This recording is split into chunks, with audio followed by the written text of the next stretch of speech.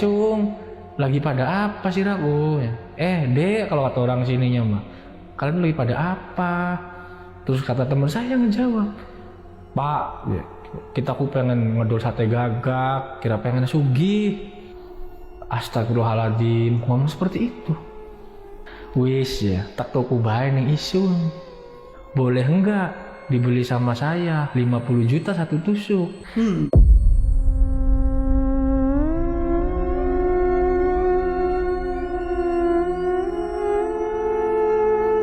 Saya nanya, bapakku siapa? Bapak tuh siapa? Dari mana? Wis, nanti saya yang bakal bikin kamu hidupnya kaya. Tapi bang, sebelum si kakek-kakek itu berangkat, dia itu ngedeketin teman saya. Teman saya kan sebelah kiri, saya sebelah kanan. Dia nepuk-nepuk teman saya pakai tangan kanan, satunya terus sini, tepuk-tepuk. Nanti kamu mah ikut saya ya, main ke rumah saya.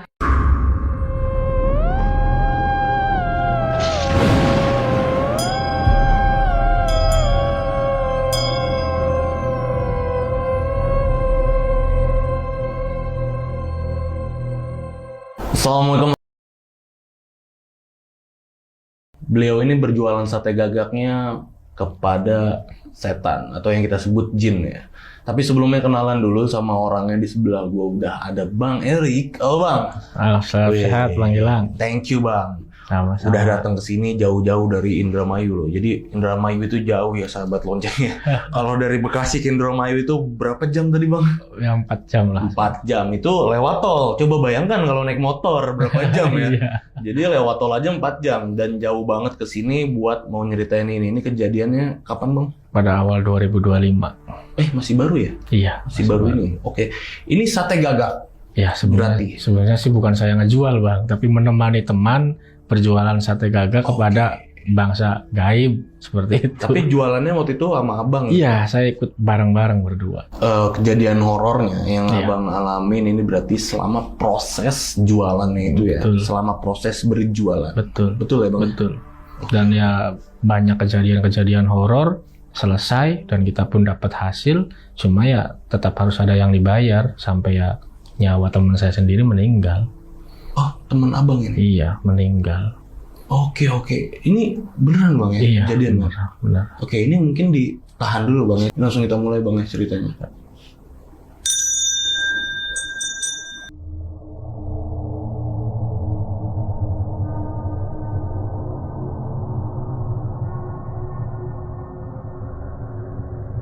Pada awal tahun 2025, saya itu berkunjung ke rumah teman. Kebetulan itu dia baru keluar dari penjara.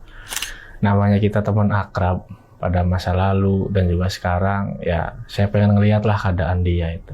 Akhirnya saya main ke rumah dia. Assalamualaikum lah. Terus dia, waalaikumsalam, namanya teman lama. Masuk, katanya sini. Terus saya akan nanyain kabar, gimana kabarnya bro? Alhamdulillah katanya sehat. Terus dia nanyain gimana? Nah saya akan nanyain, kesibukan kamu sekarang apa? Ya gimana katanya. Orang baru keluar, ya belum bisa ngapa-ngapain. Kalau ente ngapain? Nanyain ke saya. Saya bilang kan ya biasa seperti ini usaha. Nah singkat cerita bang, ya antar saya kemana? Buat nenangin diri katanya. Habis ya namanya orang habis seperti itu, ngebuang kebel kalau kata orang Jawa, Indramayu. Ngebuang kebel kemana? Ya ke tempat-tempat suci. Oh ya udah ayo. Ya namanya juga sama temen, mungkin dia juga pengen berikhtiar lah ya bang, ya mulai dari nol lagi habis keluar dari bui. Nah pada waktu itu kita berangkatlah ke daerah Surat Kalijaga di daerah Demak. Daerah Demak? Iya, di daerah Demak kita main ke sana ya biasa di sana tawasul, nenangin diri. Terus pulangnya ke Cirebon, ke Sunan Gunung Jati. Nah setelah itu ya kita pulang ke rumah. Setelah pulang ke rumah itu berselang 3 hari, dia itu telepon saya. Bro, bisa kesini lagi nggak main? Ayo, kata saya. Mainlah saya lagi ke rumahnya dia. Ya biasa kita ngobrol-ngobrol lagi sama temen. Cuman dia tuh ngajak anterin saya. Katanya. Kemana? Ke temen saya. Ayo, daerah mana? Masih Indramayu kok. Nah, jalanlah kita tuh bang ke daerah Indramayu. Cuman pas sampai di sana, ya orangnya sih masih muda. Cuman kelihatan gelagatnya tuh kayak orang-orang ahli spiritual. dari dilihat dari gelagat pakaiannya apa seperti itu. Akhirnya ya ayo mangga, salaman, kita ngobrol apa, dikasih kopi, kasih makanan. Nah kayak saya sebut Abah lah ya di sini. Kayak si Abah itu kan nanyain ke teman saya tuh, ada perlu apa, katanya, Mas sudah lama nggak kesini-sini. Nah kayak teman saya kan bercerita tentang apa yang dia jalanin selama nggak main-main ke si Abah. Kalau saya kan cerita tentang usaha saya. Akhirnya kayak si Abah nanya, terus katanya apa yang bisa Abah bantu? Pertama nanya ke saya. Nah saya jawab, Bah ya kalau saya mah walaupun kecil-kecilan lagi ngejalanin usaha. Ya sugesti saya, keyakinan saya minta penglaris lah gitu biar lancar seperti apa. Oh iya, weru, tahu kata si Abah. Nanya ke teman saya, kalau kamu katanya maunya apa? Ya itu dia, saya mau nggak bisa ngapa-ngapain. Mau kerja, namanya orang baru keluar dari penjara itu kan masih susah katanya. Iya benar. Di blacklist, kayak macam checking lah seperti itu, masih ada cap residivisnya atau apa. Mau usaha pun nggak ada modal. Nah si Abang ngebecandain, minta aja sama temennya katanya tuh ikut kerja ke dia. Nah saya jawab kan, waduh Bah, saya masih kecil-kecilan, saya juga baru mulai dari awal. Singkat cerita ngobrol-ngobrol, si teman saya tuh nyeletuk ke si Abah ngomong, Bah cariin saya modal. Ketawa kan si Abah tuh, modal katanya, modal buat apa? Ya masa nggak ngerti, kata teman saya. Ya biar bisa usaha lagi lah dari jalan apa atau jalan apa. Si Abah langsung ngomong, kamu mau nyuruh saya buat mengarahkan kamu ke arah pesugihan katanya. Akhirnya kan ya kita ketawa bareng namanya sama ngobrol sambil santai kan Bang. Abah nggak mau, ya kita lanjut ngobrol, cuman ya selang beberapa menit si Abah tuh tiba-tiba terdulu katanya. Kamu yakin katanya mau nyari modal lewat jalan saya atau ya dengan cara yang mau saya kasih tahu ke kamu? Saya langsung negur, Bah tar dulu Bah, ini arahnya kemana nih? Kalau yang gaib-gaib saya nggak mau, saya bilang seperti itu. Kata si Abah, enggak katanya. Ya memang gaib katanya, tapi ini mah ya kalau kata orang Indramayu mah nggak ada wadal, nggak ada tumbal katanya Bang, seperti itu. Terus kata teman saya, emang apa? Tapi kamu berani nggak? Nanya ke teman saya. Ya apa dulu Bah, kata teman saya tuh. Jualan sate. Saya langsung ketawa Bang, saya kan namanya orang tukang bercandaan. Masa iya jualan sate, kata saya tuh. Sate apa ya, saya juga mau kalau jualan sate. Katanya dengerin dulu kalau ada orang ngomong, kata si Abah. Jualan sate gagak. Oke. Kata si Abah. Saya kan, loh jualan sate gagak. Teman saya nyaut lagi. Emang katanya kalau jualan sate gagak bisa cepet kaya. Ngomongnya seperti itu. Nah saya nyeletuk lagi tuh Bang. Bah saya nggak mau nih kalau yang hal kayak gini. Pasti ada tumbalnya. Kalau yang namanya gaib-gaib itu saya nggak mau, kata saya tuh. Dengerin dulu Mas. Jualan sate gagak itu, kata si Abah, ibarat orang, ya kamu berjualan aja seperti apa. Nah terus yang belinya siapa Bah? Kata saya. Masa iya sate gagak? Aneh, sate biawak aja saya nggak doyan. Nanti dijualnya di alam gaib. Seperti itu, kata si Abah. Saya makin melongo, gimana maksudnya nggak ngerti. Akhirnya, yaudahlah saya dengerin dulu seperti apa. Kata teman saya, udahlah bro dengerin dulu gimana.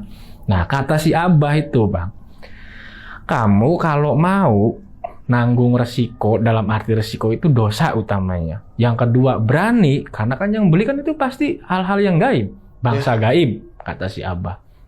Kamu cari gagak yang usianya di atas 1 tahun. Kata saya, ya mana tahu wah itu gagak yang usianya berapa, kata saya. Saya nyeletuk aja tuh Bang, tukang bercandaan, mana tahu. Enggak, nanti kamu katanya nih dikasih nomor Bang sama si Abah tuh. Telepon orangnya Abah di wilayah Yogyakarta. Katanya dia spesialis nyariin gagak-gagak kayak ayam cemani yang mungkin mediator seperti itulah. Saya nggak paham ya Bang ya. Pada hari itu juga, jam itu juga, ditelepon lah sama si Abah. Temennya yang ada di Yogyakarta itu. Katanya ya bercerita ada gini. Akhirnya saya menanya buat ongkos bensin, makan, rokok hari ini. Silaturahmi ke rumah Abah aja semua dari saya. Bukan saya perhitungan, tapi pasti kalau Abah nyaranin si teman saya sebut Yana ya namanya teman saya. Kalau Abah nyaranin si Yana nyuruh beli sate burung gagak ke Yogyakarta, pasti minta uangnya ke saya. Makanya saya pengen tahu. Dulu kata si Abah, itu sekitar 2.500.000-an gagak yang usianya di atas 1 tahun. Aduh gimana ya, kata teman saya, tolongin lah katanya, tolongin. Bah, punten nih, saya nanya lagi ke si Abah. berarti secara tidak langsung saya ngemodalin buat ke hal-hal yang seperti itu. Iya benar. Saya kena enggak nih resikonya? Saya ada enggak nih efeknya? Mas, siapa yang ngejalanin, siapa yang makan, jadi yang resikoin. Kalaupun nanti, ini bahasa gampangnya katanya, bahasa enaknya. Kalaupun nanti Mas Yana hasil, yang penting emas jangan ngambil uang dari hasil jual gagak itu. Kata si Abah. Oh gitu. Paling nanti si emas minta aja uang modal yang selama ini dikeluarin, ibaratnya ngutangin lah, ngebayar hutang, itu kan haknya sampean, kata si Abah seperti itu. Kata saya, masih pikir-pikir saya tuh bang, gimana ya, cuman teman saya ngedesak terus, bro tolongin lah, katanya, nggak banyak ini. Akhirnya saya memutusin, ya udahlah, ayo siap. Kebetulan saya masih bawa uang kan bang pada waktu itu. Malam itu juga kita tuh meluncur ke wilayah Yogyakarta, kalau nggak salah Klaten kalau nggak salah. Bertemulah dengan orang yang Abah telepon tadi, mediatornya kita disampaikan. Nah setelah sampai sana, nanya-nanya masalah harga, si penjual burung gagak itu awalnya minta 3 juta. Cuman karena kita kan kata Abah nih dari Indramayu, katanya 2,5, aku jadi 3 juta. Akhirnya nego-nego, kena lah di harga 2.600.000. Pada hari itu kita langsung berangkat, pulang lagi maksudnya ke Indramayu. Berangkat kita tuh ke Indramayu. Setelah ke Indramayu, nyamper ke rumahnya si Abah, ngasih gagak. Sampai di rumahnya si Abah, bah, saya capek, pengen pulang, karena kan saya nggak istirahat sama sekali. Mas, ini katanya nggak cuma beli gagak aja, harus beli ubur rampenya juga. Waduh, apalagi itu ubur rampe? Saya nggak ngerti bang hal-hal seperti itu. Sesaji katanya. Goib mana datang kalau nggak dipanggil pakai sesaji. Duit lagi nih dalam hati. Cuma emang berapa bah? Ya paling nggak nyampe 1 juta lah, 800 ribuan. Ya udah masih ada nih bah, kata saya, kalau 800 ribu. Tapi mohon maaf nih bah, kata saya tuh, apa aja yang harus dibeli? Nah si Abah ngasih lah oret-oretan. Ada yang saya ingat saya bang, ada minyak apel jin, ada madat, terus ada candu, ya model-model hal seperti itulah, bunga setamar apa segala macem. Lama-lama kan kayak saya tahu aja baru gimana saya mau nyarinya kemana bah. Mending saya pasrah aja uangnya, saya titipin ke Abah, kata saya tuh. Kamu percaya? Katanya ke saya. Ya gimana lagi, sok aja, kata saya tuh. Saya kasih 1 juta pada waktu itu. Kata saya, lebihnya silakan pakai bah, barangkali buat bensin. Oh ya udah mas, makasih. Nah setelah saya naruh gagak sama ngasih uang buat beli sesaji, saya akan pulang ke rumah. Nah kebetulan pada waktu itu di Jalan Pantura ada kecelakaan bang. Otomatis jalan kan macet nih. Kita ambil jalan, motong jalan lah, lewat jalur kayak sawah-sawah kayak gitu bang. Cuma yang bikin heran itu selama saya pulang dari rumahnya Abah habis nganterin gagak, itu banyak kejadian-kejadian yang aneh menurut saya gitu. Pertama, saya itu waktu di Tetoang, saya lagi enak jalan santai, posisi hujan. Ya agak gede lah hujan. Itu saya nabrak orang bang. Oke. Nabrak orang. Ada kakek-kakek lewat, pakai tongkat, bajunya hitam, celananya hitam, pakai topi zaman dulu tuh hitam. Itu saya tabrak bang. Temen saya pun ngeliat. Saya sampai astagfirullahaladzim. Kerasa itu bang. Ada bunyi. Iya, parah. Nah setelah saya nabrak, saya tuh nggak langsung turun. Cuma bilang astagfirullahaladzim, saya udah ini jangan-jangan karena hal-hal kayak gini. Cuma saya masih berpositif thinking. Kata teman saya, lihat turun bro, keburu ada warga, nanti malah kita dimasak, katanya, kata teman saya. Udahlah turun. Pengennya saya ayo bawa ke puskesmas langsung diobatin, udahlah kekeluargaan aja. Begitu saya turun, nggak ada orangnya tuh bang. Itu yang bikin saya aneh, lari kemana? Orang saya ngelihat dengan jelas, teman saya ajak kerasa nabraknya, dia pun terjatuh pada waktu terpelanting, tertabrak mobil saya itu, nggak ada. Astagfirullahaladzim, kemana kata saya. Waduh, udah nggak, pikiran saya udah nggak karuan nih. Masa nabrak setan, pikir saya. Kalau misalkan itu halusinasi saya, nggak mungkin dong ada suara atau kerasa setir saya. Teman saya pun terasa seperti itu. Berdua, sampai astagfirullahaladzim, Allahu Akbar, berdua ngomong sama teman saya. Akhirnya ya udahlah, kita jalan dengan baca Bismillah segala macem. Kita masuk ke jalur Pantura lagi, karena udah ngindarin yang macet itu. Setelah di Pantura, itu yang aneh lagi, hujan udah reda, wiper udah nggak dipakai kan mobil saya tuh. Wiper saya tuh copot bang, lepas dua-duanya itu. Kabur, prak, suaranya tuh. Astagfirullahaladzim, kata saya tuh. Berhenti lagi. Ini apa lagi? Ya logikanya kalau wiper lagi dipakai mungkin bisa jadi ada yang kendor atau apa kan, baut bisa jadi bang. Itu orang wiper nggak dipakai. Kalau niat copot ya tadi, pas waktu wiper masih dijalanin, itu meleset, prak. Astagfirullahaladzim, saya turun. Saya cariin wipernya di mana. Saya ambil lagi, saya ikat pakai tali asal nyangkol aja itu bang. Karetnya tuh bang yang meleset, dua-duanya bang yang meleset. Udah, setelah itu kita jalan lagi, saya nganterin teman saya kan ke rumah. Saya pulang ke rumah. Ya saya kan, ya kalau malam sebisa-bisa saya lah setiap tengah malam kayak sholat atau zikiran. Itu selama saya sholat malam bang, yang bikin saya nggak ngerti. Itu suara gagak yang saya bawa dari Jogja, saya anterin ke rumahnya si Abah Kuncen itu. Itu kayak ada di atas kamar saya suaranya tuh bang. Kayak. Astagfirullahaladzim. Pikiran saya, kirain burung hantu. Kalau burung hantu kan wujudnya putih. Ibaratnya kan seperti itu, saya juga sering lihat. Saya sampai keluar kamar. Nggak ada itu bang. Astagfirullahaladzim, saya tuh masih bingung, apain kok baru kayak gini aja udah aneh. Cuman pas pagi saya cerita ke teman saya telepon, bro saya ngalamin kejadian kayak gini semalam. Udah yuk ke rumah abah lagi, katanya. Main ke sana, saya ceritain, kata abah nggak apa-apa. Kata abah, itu cuma hasil halusinasi, bahasanya si abah. Nah setelah kita ngobrol, saya kan menanyakan, bah, ini nanti Gagak tuh diapain, jualannya di mana, dibawa kemana? Saya nggak ngerti, teman saya pun sama. Kata si abah, nanti ya, abah ritualin dulu, bilangnya si abah. Tapi abah minta nama, bin, dan weton kalian. Saya jawab, bah, yang mau ngelakuin kan teman saya Siana. Iya. Kenapa saya ditanyain? Barangkali dia nggak diterima, ya kamu. Toh nggak ada tumbal ini kok, kata si abah. Loh, kok saya dibawa-bawa? Karena saya tuh teman saya tuh udah langsung megangin kaki saya. Wis lah bro, turuti. Sing penting malah kawadal. Udah bro, turutin katanya. Yang penting mah nggak ada tumbal. Saya masih bingung tuh bang. Cuma pada akhirnya, ya wis lah. Bah, saya mohon, kata saya tuh, kalau misalkan teman saya nggak diterima dalam hitungan wetonnya si abah, saya nggak mau maju. Kalaupun saya harus maju, harus berdua, kata saya tuh. Sampai saya bilang, bro, kalau nanti hasilnya gagal, ibaratnya kita lari lah ngelihat hal-hal gue kayak gitu. Udahlah saya ikhlasin. Kamu juga nggak usah menggebu-gebu. Berarti bukan milik kita dari Allah. Kata saya seperti itu ngomong ke teman saya. Akhirnya si abah tuh bentar ya, tungguin. Nggak tahu lah dia kemana, masuk ke kamar atau apa, nggak tahu ngapain. Terus dia keluar lagi. Wih, loro-loroane baik. Rezekinya saling berkaitan. Udah dua-duanya aja katanya. Rezekinya saling berkaitan. Emang bisa bah, kata saya tuh. Emang boleh. Saya sering lihat di YouTube perasaan orang yang ngelakuin kayak gitu cuma sendirian. Udah nggak apa-apa katanya, biar kalian jangan lari. Akhirnya teman saya ini seneng.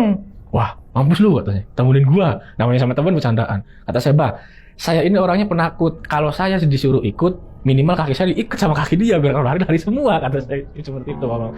Siapa udah jangan bercandaan mulu, kata sahabat. Ini serius. Nanti kamu katanya mulai ritualnya malam Jumat Pon. Bukannya Jumat Kliwon, Bang. Namanya saya orang nyeleneh, nanya mulu. Udah turutin aja. Nah, singkat cerita, saya pulang, Bang. Tapi saya belum dikasih tahu tuh di mana ritualnya seperti apa, karena abah bilang udah pulang, nanti kalau udah kesini abah jelasin. Pulang lah, selang itu 3-4 hari lah kalau nggak salah.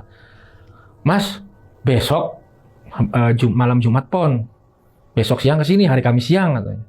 Saya langsung meluncur karena telepon sama teman saya dikabarin sama abah. Meluncur saya tuh ke rumah abah. Nah nyampe sana itu udah disiapin bang, kayak ubur rampe apanya tuh. Saya dalam hati masih bertanya-tanya, ini mau di mana ngeritualinya kan bang. Cuma kata si abah di pantai ya. Pantai mana bang? Tuh deket katanya, daerah kecamatan Karangampel. Ngomongnya seperti itu. Oke lah kata saya, gak apa-apa. Tapi ini bener mbak, yang lakuin saya berdua nih. Kata saya, iya gak apa-apa berdua aja katanya. Biar jangan saling ada yang menyalahkan. Karena mas pun pikirannya masih yang negatif thinking dalam hal seperti itu. Ya memang ini yang negatif mbak, kata saya seperti itu. Kata mas tolonglah bro katanya, udah ini yang terakhir buat saya. Kalaupun saya gagal, saya gak bakal ngelakuin itu lagi. Dan saya janji. Akhirnya ya wis lah, dosamu udah pasti kan bang menurut saya. Yang penting saya mikirnya, yang penting janjinya kan gak ada tumbal gitu. Kata si abang itu tuh berangkatlah bertiga bang ke pantai. Nah di dalam perjalanan kita kan ngobrol. Mas gini, kata si abang tuh ngejelasin proses teknisnya lah ibaratnya. Nanti kamu di bibir pantai, abah bikin lingkaran di pasir katanya. Nanti kamu duduk di tengah-tengah lingkaran itu berdua sambil ngebakar gagaknya. Yang namanya penakut kayak kalian, apalagi pemula kayak kalian dalam hal seperti ini, jawabnya si abah. Pasti ada rasa takut. Kalaupun kalian kaget ngelihat hal-hal yang gaib, yang nggak biasa kalian lihat, yang penting kalau kalian lari atau kaget jangan sampai ngelewatin garis bundaran yang di pasir itu, lingkaran itu, bang. Oke. Kata saya, ya udahlah, ya mbah, siap. Cuman yang jadi pertanyaan saya, ini gagaknya kan belum disembelih. Katanya kan sate gagak. Di asumsi saya kan ditusuk-tusuk. Saya nanya, bah, gagaknya digimanain? Gue kok nih karena baik. Udah, ntar di sana aja, kata siapa. Setelah sampai lokasi, bang, saya tuh disuruh nyembeli gagak, tapi yang suruh nyembeli itu teman saya. Saya suruh megangin, karena yang mau ngelakuin kan teman saya, kata. Jadi yang motong pakai pisau itu teman saya. Ada berapa ekor waktu itu? Satu ekor. Saya cuma megangin si gagak itu, dipotong sama teman saya. Terus si abah tuh dari rumah emang udah bawa persiapan kayak air panas buat nyabutin bulunya tuh, dicabutin. Terus setelah cuma megangin mah teman saya, kalau bahasa Indramayu mah ngolahin lah, yang ngolahnya tuh dipotong-potong. Jadilah pada waktu itu kalau nggak salah 10 tusuk. Oke. 10 tusuk. Dapat 10 tuh ya. Nah, dapat 10 tusuk dari satu gagak, kaki apa dibuangin itu tuh, kepala apa dibuangin. Nah, setelah itu terus gimana, Mbah? Sini katanya. Suruh situ duduk di tengah-tengah, ntar saya dulu katanya. Terus sayanya gimana, Mbah? Kamu keluar dulu dari lingkaran. Keluar lagi lah saya tuh bang dari lingkaran. Si Abah sambil membakar segala-gala lah ibaratnya tuh ngebul kayak gitu. Pakai dupa madat dibakarin semua. Ya paling kalau kurang lebih ada 30 menit lah si Abah ngeritualin tuh. Katanya ditawarin dulu katanya kalau orang jualan mah ada yang mau enggak, jangan sampai kamu jualan sampai pagi nggak ada yang datang karena versinya si Abah itu banyak yang di sini sampai 3 malam sampai 7 malam nggak ada yang beli dari hal gaibnya. Kata teman saya mudah-mudahan saya 1 malam ada yang beli ya bah, amin kata si Abah. Makanya saya nyuruh kalian berdua ke sini biar rezeki kamu itu kuat katanya dua-duanya kata si Abah. Saya bilang oke, saya tuh nungguin si Abah ritual, saya ngobrol sama teman saya. Kata teman saya, yakin kamu bro? Yakin. Terus ngeri juga ya, gue baru dengar lu sugihan kayak gini, parah lu kata gue kan gitu bang. Setelah itu Abah udah selesai, sok sini katanya, bawa si gagaknya, satenya tuh. Terus gimana mbak kalau ada yang beli? Si Abah bawa kardus, jadi tempat yang bakar, kayak bakar sate aja tempat bakaran sate biasa, kardusnya ditaruh di bawah, kardus Indomie itu bang. Terus gimana? Emang gaib ngomong kata saya yang paling rewel tuh bang, karena saya paling nggak ngerti. Kata si Abah, nanti yang datang kalau ada gaib yang datang, kamu jangan lari. Kalau dia udah datang, kamu tinggal ngacungin duit 100 ribuan sama pegang tangan kirinya 1 tusuk sate gagak. Jadi dia akan ngerti. Nah terus udah kayak gini dipraktekin sama siapa tuh, si uang 100 ribu ini taruh di kardus, nanti dia bakal ngerti. Si gagaknya diambil, si uangnya ditaruh di kardus, maksudnya ngasih bayarnya di kardus, ditumpukin kata si Abah. Kata teman saya, aduh ya wis jangan lari. Nah setelah itu mulailah bang kita tuh berritual. Dibakarin ya kayak orang jualan sate biasa aja. Saya sambil bercandaan malah bang, teh sate. Tendang lagi sama teman saya tuh, jangan bercandaan katanya, yang bener ngomongnya sate dari bercanda. Kayak gitu kan nggak boleh bercanda. Sate. Nah setelah itu lagi enak-enak ngebakar. Pertama tuh bang yang saya ngeliat, kirain ibaratnya ya halusinasi saya. Kayak ada pocong bang, pocong. Datang dari semak-semak kan, pantai kan sebelahnya kayak ada pohon bako, kayak ada pekarangan kayak gitu. Itu tuh pocong kelihatan saya mah. Semakin dekat, teklak. Saya tuh bukan malah takut bang, saya malah ketawa. Kata saya tuh pocong nggak punya duit nih, nggak bakal bisa ngasih duit. Kata teman saya, jangan bercandaan kamu kalau masih. Kirain saya cuma halusinasi. Saya soalnya kayak ngelihat pocong. Gua juga ngelihat. Wah langsung saya tuh takut bang. Serius nih. Waduh, saya tuh astagfirullahaladzim dalam hati. Tangan saya dipegangin sama teman saya. Saya pun megangin tangan dia. Lama-lama kita berpelukan bang, kayak teletabis lah. Karena saking takutnya tuh. Bismillah kayak temen kayak gini amat. Udah kuat, udah nanggung. Udah separuh jalan kata saya tuh. Semakin dekat, hilang lagi bang. Si pocong itu tuh. Sepenglihatan saya, teman saya pun sama. Nggak jadi beli dia? Nggak jadi. Nah yang kedua tuh. Sama dari semak-semak itu lagi bang, yang saya ngeliat tuh. Namanya orang di tengah pantai gelap, sate pun nggak harus dikipasin kan karena kena angin pantai. Saya ngelirik lagi, loh kayak ada bola-bola merah ya saya tuh, tapi 2 kanan kiri di semak-semak itu. Tuh, apaan tuh? Saya nanya lagi, kelihatan kak? Iya lihat. Itu hilang lagi, nggak ngedeketin kayak pocong. Nah 3 kali itu kayak perempuan bang. Yang saya yakini, yang di film-film itu yang namanya kuntilanak mungkin ya. Ngelayang-layang itu enggak bang, saya ngelihat sendiri kejadian itu. Yang namanya kuntilanak tuh nggak ngelayang, jadi dia tuh nggak ngelayang terbang ke sana kemari, cepet bang, set. Yang saya lihat kayak loncat gitu. Iya, jadi nongol di situ yang saya lihat tuh.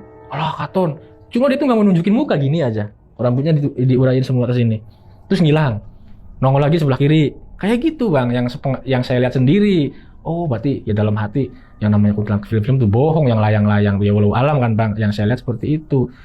Nah si Kuncen tuh udah ngasih tanda godan kan Kuncen di belakang saya tuh bang, ngawasin. Oh dia ngawasin paling jarak 20 meter lah dari posisi saya tuh, ya sekitar segitulah. Jangan takut katanya, itu godaan yang mau beli rajanya belum datang. Ngomongnya seperti itu. Kata saya, waduh ini baru setan-setan recehnya aja udah seperti ini dalam hati, yang datang kayak apa. Cuma yang tadinya saya takut, akhirnya timbul rasa penasaran, apa sih yang nanti mau ngebeli kan gitu bang. Setelah itu saya diem lagi. Suara lagi bang dari semak-semak tuh, kerasak. Itu ular nyata bang yang keluar. Ular tuh muncul. Kalau kata orang Indramayu ular sanca. Mungkin kalau kata orang orang ya bahasa Indonesia piton lah seperti itu. Iya gede. Gede bang. Ngedeket. Saya ini sambil megang tangan teman saya. Ini bukan halusinasi. Ini bukan setan. Teman saya pun, iya saya ngeliat. Ini pasti ngemak. Kalau gigit gimana bang? Itu ular nyata loh yang saya lihat kan. Cuma si Abah tuh ngomong lagi. Jangan lari. Ujian. Sirah ujian sirah, ujian kamu itu tuh. Kalau bahasa sininya. Ya wis lah, bismillah. Itu semakin deket bang, ngedeketin. Sampai masuk ke dalam lingkaran. Kalau yang pocong kuntilanak itu nggak sampai masuk lingkaran. Masuk ke dalam lingkaran. Apa iya dalam hati ular yang mau ngebeli? Dalam hati saya. Yang tadinya seperti ini bang ular tuh. Kok ular sanca tiba-tiba kayak ular kobra naik. Oke. Berdiri. Saya semakin Allahu Akbar. Udah pengen lari bang saya tuh. Sampai nyubit, Melayu baik aja, lari aja dah. Kasih kuncinya, tahan. Udah kayak gini, ya wis lah, paling juga ngilang. Dalam hati saya, itu bener ngilang bang. Ngilang lagi si ular yang berdiri itu. Saya pikirnya, kamu ngeliat yakin, itu ular nyata? Iya, saya punya, oh udah bener. Sama-sama ngeliat, sama-sama nyata. Udah saya tungguin lagi. Apalagi nih setelah ini. Mau sampai kapan saya tuh? Emang bener-bener, waduh perasaan saya bang udah capek, dingin kan dekat pantai. Ini kok nggak ada yang mau beli kata saya tuh. Tiba-tiba bang, dari tengah laut itu datang kayak perahu. Bentuknya itu kayak kapal nelayan, pakai kayu. Tapi gedenya tuh kayak kapal-kapal yang kayak saya lihat di pelabuhan-pelabuhan. Tongkang. Ya seperti itulah, tapi bentuknya kayu. Cuma yang saya bingung, si perahu tuh semakin ngedeket. Logika, kalau semakin dekat ke pantai, otomatis dia terombang-ambing dong. Tapi dia enggak. Si perahu itu, kalau itu misalkan perahu enggak nyata, ya mungkin enggak bakal senempel di air lah. Warna apa? Biru. Warna biru. Kayunya biru. Kayak di pinggirnya tuh kayak ada tulisan, bukan lafaz Al-Quran bang, tulisan Jawa tahu nggak bang? Tulisan Jawa zaman dulu. Ya, tahu. Seperti itu yang saya lihat. Nah si Abah, si Kuncen itu langsung teriak, datang ku. Rezekinya sirah wong loro. Kan logatnya Cirebon. Datang lu, rezekinya sirah wong loro lu. Datang tuh. Ketemu saya langsung, tahan terakhir kata teman saya. Bismillah. Tetap saya bismillah terus bang dalam hati. Semakin dekat yang saya lihat di depannya itu ada peti. Bawa peti. Kedua peti kayak orang meninggal tuh bang. Iya. Seperti itu. Loh kok ada peti dua? Cuma ya wis. Semakin dekat. Loh kok si perahu itu lama-lama semakin ngedeket keluar dari air bang. Waduh. Keluar dari air, ngedeketin ke lingkaran-lingkaran kita itu. Setelah ngedeket, itu yang bikin saya heran. Teman saya pun nyaksiin pada waktu itu. Perahu yang segitu gedenya langsung berubah jadi buaya. Itu yang saya aneh bang. Langsung mulutnya ngebuka. Otomatis bang, saya namanya ya manusia biasa lah. Ngelihat buaya segitu gedenya. Lari bang, saya terpental. Sampai kayak orang salto saking kagetnya tuh. Allahu Akbar, wow, udah saya nggak mikir, bodo amat, saya ngomong ke teman saya tuh. Itu untungnya tuh, saya itu lari, nggak keluar dari lingkaran itu, karena pas saya terjatuh bang, tersungkur. Jadi lingkaran itu emang cukup gede? Lingkaran itu gede, saya tersungkur bang, jatuh pun sampai muka saya tuh pasir semua, badan pas teman saya pun sama, kayaknya kalau nggak tersungkur mah ya keluar dari lingkaran itu. Tiba-tiba saya nengok lagi tuh, udah nggak ada. Saya udah nyerah bang, bisa nyerah kata saya tuh. Dapatnya enggak, gilanya iya kata saya tuh. Yeah. Mati mah enggak bakal loh sama mati. Ya siapa sih yang bakal mati karena hal goib kata saya tuh. Takutnya gila kata saya tuh, kayak gini dikaget-kagetin terus kata saya. Teman saya udahlah jangan nanggung. Si Abah datang, ngambek si Abah tuh. Saya kan bilang jangan lari. Malah kamu lari. Untung gak ngelewatin lingkaran ini. Mulai lagi. Bahasa nyerah kata saya tuh. Sok teman saya aja, bodo amat saya tuh, udah nyerah. Kata teman saya, tolonglah, nangis teman saya tuh bang, tolonglah katanya. Kalaupun nanti sampai pagi nggak ada hasil, baru kita nyerah. Saya mikir lagi, berarti ini masih boleh dilanjut pak? Boleh katanya, masih ada lagi katanya. Sampai saya tuh ngomong, ini yang datang apa mbak sebenarnya yang mau ngebeli? Genderuwo atau apa? Atau ibu ratu atau Nyi Blorong? Kata saya, saking emosinya bang saya tuh, karena takut lama-lama kan naik darah saya tuh. Apa ya biar saya tahu kata saya tuh, bapak kan Kuncen berdebat dulu lah bang, ya ada 5 menit mah. Udah tungguin aja katanya. Itu yang datang ya pasti hal-hal goib katanya. Biasanya itu genderuwo, udah sebutin sama si Abah. Oke, dalam sugesti saya pasti genderuwo. Kalau selain genderuwo nggak bakal ngasih duit. Mulai lagi bang kita tuh ritual, bakar lagi teh sate kata saya. Nah nggak lama, ya selang 30 menitan lah mungkin ya karena nggak ada jam. Ada kakek-kakek datang bang, pakai tongkat, pakai jubah, warnanya kayak coklat keemasan. Oke. Si kakek-kakek berjenggot. Kumisnya pun putih, tapi kalau kayak Habib saya kan pakai sorban, dia mah bukan ya, kayak pakai cotong, kayak apa sih lah, kayak gitulah, kayak mahkota nggak tahu lah, kayak gitu pokoknya, kayak sorban tapi bukan sorban bang. Ya kayak peci gitu. Iya kayak peci, tapi di atas itu kayak ada apa sih ke atasnya tuh moncong tuh, kayak gitu. Anak kaki dalam hati, ada kakek-kakek. Dari arah mana datangnya? Dari arah kanan. Dari semak-semak itu lagi. Oh, udah muncul. Iya, cuma saya nggak tahu dia tuh muncul dari semak atau cuma dari area yang semak-semak itu. Jalan gitu. Jalan biasa, manusia biasa itu bang. Datang, Cung, lagi pada apa sih Rago? Dek, kalau kata orang sininya mah, kalian lagi pada apa? Terus kata teman saya yang ngejawab, Pak, aku pengen ngedol sate gagak, kira pengen sugih. Astagfirullahaladzim, ngomong seperti itu. Jangan seperti itu dek, katanya. Nggak boleh. Terus gimana? Tapi si Kuncen diem aja, nggak ngomong pas kakek itu datang. Saya ngomong, Pak, saya tuh udah nggak mau. Ya kita kayak komunikasi sama orang biasa aja bang. Teman saya kasihan, cerita panjang lebar. Manusia biasa itu bang. Lama-lama si Abah itu ngomong, wis ya, tak toko bae ning isun. Dibeli aja sama saya satenya. Oh dibeli. Kata si Abah tua itu, bapak yang tua itu. Lah ya Pak, aja dituku sama bapak paling 100.000 harganya. Kata teman saya, emang kamu minta berapa sih satu tusuknya? Ya kata si Abah Kuncen tuh, terserah kata 100 juta kayak atau berapa, kata si wes ya, boleh enggak dibeli sama saya 50 juta satu tusuk. Kaget saya bang, loh kok ada bapak-bapak ngebeli 50 juta satu tusuk? Nggak apa-apa katanya, biar kamu jangan ke jalan yang sesat. Seperti itu bang, kayak orang alim ulama lah bicaranya enak banget. Akhirnya saya tuh dalam hati ya Allah ini pertolongan nih dari jalan yang putih, saya anggap seperti itu. Sikat bro, bayari baik. Cuma ini pertanyaan saya, namanya saya orangnya seperti itu, nyeleneh. Ini bayarnya pakai apa? Pakai transfer apa gimana? Orang nggak bawa tas, nggak bawa apa kan bang? Cuma saya bilang ya wis bah oli, ya udah bah boleh ya teman saya. Dipegang lah sama dia tuh, diambil. Iya kan 10 tusuk aja jejer, diambil pakai satu tangan, tangan kanan. Wis ya, berarti 500 juta. Berarti 500 juta. Kan 10 tusuk bang, satu tusuk 50 juta. Iya benar. Iya katanya Pak, kata teman saya. Kesuwun Pak, kata saya. Terima kasih Pak, terima kasih. Ki si duitnya. Itu bang, luarin dari belakang jubah si duit tuh. Jadi keinget yang dulu pernah viral Kanjeng Dimas tuh. Bros. Itu yang bikin saya aneh. Numpuk semua di kardus. Bros. Udah numpuk. Lah jora kamot, nggak muat katanya. Ya wis lah, taruh di pinggirnya baik, bros. Di pinggirnya bang berserakan. Ada yang kebawa kabur angin kan, banyak angin. Berarti kan duit nyata bang, dalam hati saya. Wis ya aja kesuwun. Saya nanya, bapakku siapa? Bapak itu siapa? Dari mana? Wis, nanti saya yang bakal bikin kamu hidupnya kaya. Ngomong seperti itu. Tapi bang, sebelum si kakek-kakek itu berangkat, dia itu ngedeketin teman saya. Teman saya kan sebelah kiri, saya sebelah kanan. Dia nepuk teman saya, pakai tangan kanan, satenya terus ini, tepuk. Engkau sirama melu kita ya cung, ya. Dolan nih rumah kita. Nanti kamu mah ikut saya ya, main ke rumah saya. Teman saya kan langsung spontan, siapa? Jadi kan di mana rumahnya? Pasti saya ikut. Bapak yang udah ngasih rezeki ke saya, kasih aja alamatnya dan nomor WA. Sampai ngomong seperti itu teman saya tuh. Wis aku gajah baru dewek, nanti juga tahu sendiri. Wis ya kamu pulang. Wis bubar, jangan seperti ini kan. Alhamdulillah jalan kaki. Nah saya kan nengok ke Kuncen, bah, wis dapat duit. Kata saya seperti itu. Pas saya nengok lagi udah nggak ada. Si kakek itu di zaman di kan abangnya. Di kemana kata saya itu orangnya? Di iya. Ngedeketin lah si Abah Kuncen itu. Wis tah ya. Sambil marah tuh bang. Udah tah.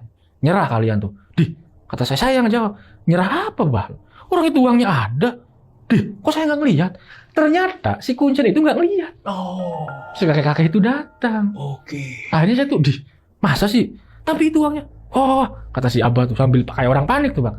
Khusus bawa. Bawalah bang si uang itu. Cuman bang, seingat saya tuh yang aneh tuh, uangnya tuh 100 ribuan, warnanya tuh merahnya tuh merah maron, beda kayak uang yang biasa. Oke. Merah tuh saya pegang tuh kayak berlendir.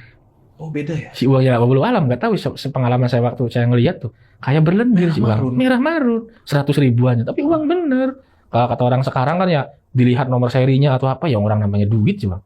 Saya ngelihat dipegang-pegang, pikir saya kan duit palsu kayak gitu kan. Bener. Nah singkat cerita selesailah kita tuh bang. Dibawa ke rumah Kuncen si uang itu. Tuh berarti ini uangnya pecahan 100 ribu. 100 ribuan semua. Oke. Itu yang tertumpuk di dus sama yang bercecer karena kan nggak muat kata si kakek-kakek itu. Ada yang terlempar juga karena angin, ngedadak diambilin, itu nggak jauh bang. Nah dibawa ke rumah Kuncen, kita hitung kurang 10 juta. Harusnya kan 500 juta kurang. Berarti jadi 490. Ya. Cuman mikir saya hitung-hitung sedekah lah. Tercecer kan tadi karena angin, kata saya namanya angin pantai kan bang, kata saya. 10 juta tuh melayang tuh. Ya nggak tahu ya kemana lah, cuma kita hitung lagi sama si Kuncen itu. Jadi 490 juta. Kata teman saya, wis lah bagian ya rezekinya kita.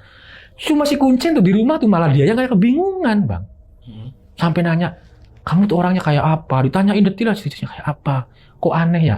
Kata si abah kuncinya. Saya pun ngejawab, kata abah kan nanti yang ngebeli hal goib, genderuwo.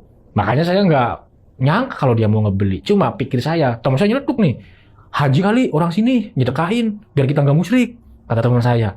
Ya udahlah, wallahu alam, kata si kuncinya. Hitung. Bah, tar dulu, kata saya. Saya dulu pernah punya pengalaman nerima uang kayak gini, uang tipu-tipu, uang goib, uang sulapan. Oh iya Mas, katanya. Iya, pernah saya gini. Saya pakai beli dulu, katanya. Saya keluar, Bang, beli. Oh, itu bener, transaksi di Alfamart. Karena Alfamart 24 jam di pinggir jalan tuh. Bener, beliin udah dapat rokok, dapat kopi saya tuh. Sempat di store tunai nggak? Enggak, kalau saya enggak sempat saya tuh. Cuma beli itu saya bawa pulang lagi. Bener banget. Nah, si abah masih kebingungan posisinya tuh. Ini tuh di luar kemampuan saya. Kata si abah kuncen. Saya juga bingung, tapi saya masih berkeyakinan ya rezeki dari Allah kalilah dengan berbagai cara menyelamatkan kita menurut saya gitu, Bang. Abah tuh bingung berarti bingung di siapa yang ngasih. Bukan si nominalnya yang too much ya. Iya, karena dia nggak ngelihat siapa yang ngasihnya dan persepsi dia itu yang datang pasti goib. Bahkan dia udah berani ngejambut genderuwo yang punya duit itu. Ngomong si abah, Bang, seperti itu. Akhirnya teman saya nyeletuk, "Bah, ini udah beres. Terima kasih. Nah, sekarang maaf," katanya, "Bah, bukan saya ibaratnya kayak orang jual beli ngasih komisi. Abah minta berapa?" Kata teman saya. Si abah bilang, "Saya nggak mau. Bawa aja." Oh, dia nggak mau. Seperti itu. Kalau kamu mau ngasih, pakai uang sendiri aja. Jangan uang dari orang yang itu. Oh gitu. Kata saya, "Emang abah minta berapa?" Seikhlasnya mau 1 juta, 2 juta, mau 500 ribu juga terserah. Kata saya, "Duh gimana bro?" Kata teman saya, "Udahlah pulang dulu," katanya. "Nggak enak masa ngasih cuma 500 ribu. Kata saya, "Bah, kalau saya pulang dulu gimana? Soalnya saya cuma bawa udah uang cash tinggal 500 ribu. Paling saya ke ATM dulu." "Nggak apa-apa Mas, orang apa. Nggak apa-apa. Sini, saya terima. Itu aja, 500 ribu Bang. Saya kasihin ke abah. Saya bawa dus sama teman saya, pamitan. Cuma si abah ngomong, "Sing hati-hati," sambil jalan. Teman saya masuk mobil, sambil masukin dus yang isinya uang itu. Saya dipanggil sama si abah. "Jang, ini apa bah? Kamu jangan makan uang itu," kata si abah. "Wah, saya juga ngeri bah," kata saya tuh. "Kamu minta aja hak kamu. Kamu ngebiayain dia makan, minum, rokok dari keliling-keliling, kamu itu nggak apa-apa. Beli gagak sesajen, ini bensin pun kamu hitung atau totalnya berapa. Itulah yang kamu minta aja. Itu karena hak kamu, uang kamu." "Oh gitu bah." "Iya." Saya bercanda ini. "Kalau 1 juta boleh nggak bah? Namanya duit kan." "Boleh nggak bah? Ya terserah kamu," katanya. "Kalau katanya kamu takut sama efek kayak gitu." "Nggak bah, bercanda," kata saya. Ya udahlah. Abari kayak ngasih kode ke saya seperti itu kan, Bang. Ke teman saya nggak ngomong apa-apa. Di jalan saya berangkat, nganterin ke rumahnya. Nyampe rumah kebetulan itu kan bapaknya kan pensiunan polisi, perwira, punya jabatan lah dulu. Bapaknya dia? Iya, Dulu. bapak teman saya dulu pensiunan perwira polisi. Cuman udah ya sakit-sakitan. Sampai rumah teman saya tuh bilang, "Pah," katanya, "nanti besok ke rumah sakit berobat." Nangis bapaknya tuh. "Dapat duit dari mana? Ini dipinjemin," katanya, "sama Erik." Nangis, "Makasih ya Nang, kesubuhnya Nang." Saya kan ikut terharu Bang akhirnya. Ya Allah, berarti orang kakek-kakek tadi itu benar-benar wasilah dari yang di atas, kata saya tuh. Karena buat ngobatin orang tuanya juga dalam hati saya, Bang. Ya udahlah, ya pamit. Nah, sebelum saya pamit manggil teman saya tuh. "Tar dulu," katanya. "Hitung-hitungan dulu. So kamu minta berapa? Bagi 2 tah," katanya. Ya siapa Bang yang tergiur sama uang 200 juta pada saat itu kan. Iyalah. Cuma kan saya ada wejangan dari si abah dan saya pun memang agak rancu juga kan. Karena saya ngalamin sendiri, ikut sendiri. Akhirnya gini aja bro, saya minta ya uang yang tadi aja kamu kembaliin. Itu ya ibaratnya ijazahnya saya nginjemin kamu. "Berapa sih?" katanya. Saya hitung apa Bang, 12.500.000 totalnya kata saya. Dia ngasih 50 juta. Wow. Saya tolak. Enggak apa-apa katanya, "Ini buat terima kasih saya. Ini ya berbagai banyak omongan lah, ini itu." "Punten," kata saya itu hak kamu. Ini hak saya. Saya kantongin lah Bang. Saya taruh di tas, kan selalu bawa tas kecil. 12 juta tuh. Iya, 500 saya kantongin. Selesai lah pada saat itu Bang. Saya pulang. Setelah saya pulang, yang namanya sama temen, komunikasi. Nah, setelah komunikasi, "Kamu mulai usaha apa?" kata saya tuh, "dapat uang itu." Nggak ada yang kejadian aneh lah Bang. Setelah itu udah anggap selesai lah uang kayak uang hibah lah gitu Bang. Wow. Waktu itu saya mulai bisnis usaha saus rumahan. Kata dia. Bikin saus Bang. Jadi kayak saus yang di warung-warung itu. Ya, saus ubi. Iya, saus kayak gitu. Dia sampai sewa gudang, sewa lahan, udah punya karyawan, itu berjalan udah sekitar 3 bulan lah. Saya tuh nggak ketemu sama dia karena saya sibuk dengan kesibukan saya Tapi dia masing-masing. pintar juga ya diputar ke usaha. Iya, diputar di usaha bang. Saya tuh alhamdulillah ya bro. Ya ibaratnya pertolongan. Sampai dia pun sering bang, ibaratnya butuh duit enggak. Kalau butuh mah barangkali kamu buat setoran mobil kurang, ngomong aja. Enggak lah, juga kalau saya butuh saya pasti ngomong. Karena saya tahu kamu dapat duit banyak, kata saya seperti itu. Berjalan 3 bulan lebih lah dia ngabarin, dia ngirimin ya video, ada ngirimin foto. Terus kata saya itu pas pagi, itu tuh kalau nggak salah puasa sekarang ini baru berjalan 5 hari. Apa puasa apa? Puasa ini? Iya, puasa ini 5 hari. Bang. Bulan ini? Iya, bulan ini. Oh. Dia tuh pagi WA ke saya. Alhamdulillah bro, saya aja mau ngorder ke wilayah Bekasi. Bekasi di Setu. Ya. Setu Bekasi. Dapat itu tak, kata saya itu konsumen. Iya, ada agen katanya. Cocok, ngomongnya seperti itu. Ya udah, syukur alhamdulillah. Itu kalau nggak salah jam 9 pagi, Bang. Ngabarin ke saya. Sempat video callan, dia beli mobil katanya walaupun ngeridit atau apa. Jadi dia tuh ngirimnya nggak pakai mobil box, pakai mobil pribadi. Ya. Tapi sausnya ditaruh di tumpuk-tumpuk kayak pakai krat kayak gitu, Bang. Nah, itu pas mau buka setengah 6 kalau nggak salah. Saya tuh lagi duduk, Bang, di rumah nungguin buka kan sambil mainan HP apa. Tiba-tiba keponakan saya kan namanya anak muda, ke jalan-jalan terus lewat ke wilayah ngirimin video kecelakaan katanya. Waduh. Ada orang kecelakaan, saya ngirim. Dengan Nang, di mana Nang? Innalillahi, meninggal tak, kata saya tuh. Iya katanya. Oh iya ya, yang namanya umur nggak tahu, kata saya tuh gitu. Udah saya tutup lagi HP. Pas saya ngeliat lagi, tar dulu. Kayak ada yang aneh nih saya ngeliat lagi. Pas saya ngeliat di videonya tuh, ya Allah bang, itu teman saya. Yang tadi usaha saus. Mobilnya apa ya? Dia tuh nabrak mobil lagi berhenti, Bang. Oke. Di videonya pun kelihatan. Mukanya tuh masuk ke muka gini. Ke muka mobilnya tuh kacanya pecah. Tapi yang anehnya tuh, Bang. Aduh, saya sedih inget. Kalau supirnya mas selamat. Oh, dia di bangku penumpang. Di sebelah kiri. Dia kan bosnya bawa supir, Bang. Dia tuh sebelah kiri. Sambil saya ngeliat videonya tuh ya. Mukanya tuh gini masuk ke dashboard. Kacanya kan pecah. Berarti nggak seat belt dia? Iya, itu penuh dengan darah, Bang. Penuh dengan darah. Ya, kata saya, ya Allah, ini teman saya bukan ya? Cuma saya kan masih positive thinking. Bukan ya Allah, bukan. Saya coba telepon kan bang, ke teman saya tuh. Nggak diangkat-angkat. Ditelepon lagi, nggak diangkat-angkat. Pas saya udah naruh HP, itu posisi habis maghrib. Ada yang telepon nomor saya tuh bang, nomor dia. Pas telepon, Polantas bang. Ini keluarganya bukan, katanya. Ini atas nama Yana, katanya. Aduh, meninggal katanya. Celaka. Baru ini ya berarti? Iya Pak, baru 7 hari Pak. Innalillahi wa inna ilaihi Kalau raji'un. inget ya Allah tuh. Akhirnya setelah itu saya datang ya ke rumah dia itu nyariin, ya rame di situ. Saya tuh ngerasa apa gara-gara ini itu bang, jual sate gagak kan. Akhirnya saya ngabarin si Abah. Saya nyeritain bahwa si Yana udah nggak ada bang. Kamu kesini katanya. Saya datang ke rumahnya si Abah. Sampai rumah Abah, kenapa saya bilang ke kamu nggak boleh ngambil uang itu? Kenapa saya bilang ke kamu katanya, jangan mau kalau dilebihin. Ya karena itu bakal ikut ke dia. Jadi saya itu paling inget pas kakek-kakek itu bilang kamu nanti ikut saya ya. Mainnya ke rumah saya kan lihat sendiri bang.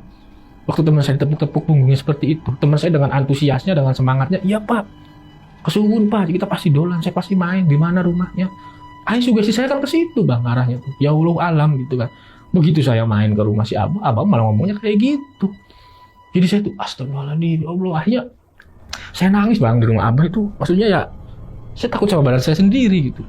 Terus bahasa saya aman enggak kata saya tuh. Insya Allah aman. Ya semenjak ada kejadian itulah bang, saya tuh sering keliling-keliling main ke rumah kiai, belajar sholat, apa itu segala macam. Pas main, 7 hari kemarin nih bang, sebelum saya datang ke sini.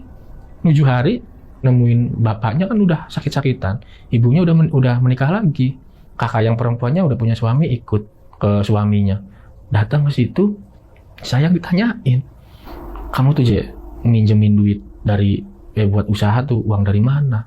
Bukan saya yang minjemin kata saya tuh, ya nggak tahu dari mana, tapi kata si Yana dipinjemin sama kamu, katanya kamu minjem bank, ya mungkin keluarga juga curiga bang, uang tiba-tiba punya 500 juta dari mana, sedangkan dia kerja aja enggak.